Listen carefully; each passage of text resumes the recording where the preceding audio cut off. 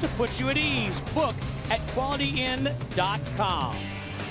Final practice underway here at Talladega. You see a pack of about 12 cars, and during the commercial we were listening to Jimmie Johnson's spotter Earl Barbin. Jimmy leading the pack. Let's see if we can hear Earl right now. Inside, 3, 2 wide inside, 2 wide inside. Still 2 wide inside. 2 wide inside, 18 still with you. 2 wide inside. No help inside. Clear by 1. Working the top, quarter outside, looking. Guys, what's interesting outside about listening to Earl Barbin, one of the things he's telling Jimmie Johnson is where the traffic is coming from. And I'm going to tell you the thing he has to do, that he's doing a very good job outside, anticipating. 9 car only, last car is the 9.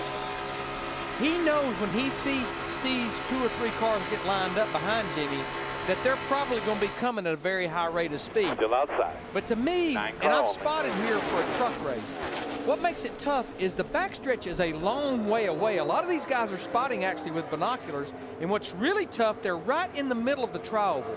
As the cars come off 4 coming to you, and as they go off into 1 going away from you, you almost can't tell. And sometimes you'll have to tell your driver, can't tell.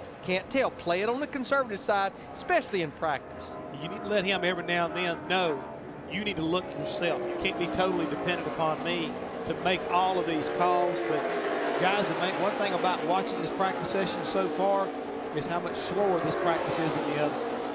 Back to the garage, Bob Dillner. Well, down here in the garage, like you said, Steve, the 20 car up on jack stands, one of several teams that is sitting out this practice session. Joey Logano, a rookie in the NASCAR Sprint Cup Series. I know he would probably like to get a lot more practice, but whose call was it to sit out? I was Zeb's call. You know, he's been here a lot more times than me, and I felt like our first run out there was probably our best run, and we kept trying things, and it wasn't getting any better. So we kind of went back to what we were. And you know, as far as making qualifying runs, it's so windy out here. I feel like we can't have a consistent enough deal to feel like we made any gains or not. So. For me, I always want to be in the race car, always want to drive, but if you like the Home Depot Toyota, it's pretty good today. Joey said this is his first practice session, possibly that he's ever sat out. 5th quick in that first practice. Well, the thing about it, Bob, he got a lot of practice back in the spring because he ran all 188 laps, 500 miles. Actually got his very first career top 10 finish here in the spring, finished 9th. And we're getting word that NASCAR has warned some of these drivers to leave a little daylight in between bumpers. I would say that came a lot from maybe the crew chiefs going over there and getting them to warn these guys. Save my race car. I think we see what's getting ready to happen here as they come up to 99. Oh, tag you're it. Tag you're it again. And you know, honestly, there's nothing wrong with what's going on right there. It's on the straightaway, but I think what John Darby and NASCAR is thinking, guys, it's practice. Let's don't have another couple of 3 cars getting torn up.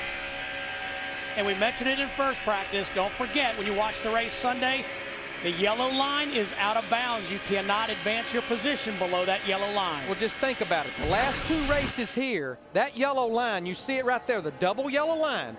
Mike Joy had a lot to do, I think, with those guys going with the double yellow line because the fan can relate to it. You're going down a highway and you see 2 yellow lines, you cannot pass. But if you think about the last 2 races here, that yellow line or double yellow line has played an outcome in the race. 1 year ago, Regan Smith went below it to go by Tony Stewart. There was a little bit of a controversy there. Was he forced or not? Bottom line is he advanced his position by going there. There's Regan Smith right there in the 78 car, and he was regulated to the last car on the lead lap. If you go spin ahead to the spring race, Brad Keselowski stayed on that line, didn't go below it, and held his line. Carl Edwards came down. Brad Keselowski did not move, and the end result was Brad Keselowski won the race. Carl Edwards went up into the catch fence. Carl Edwards does not want to see a repeat of that here this Halloween weekend. He didn't want to have to run across the finish line. Look who's quickest. Clint Boyer's back.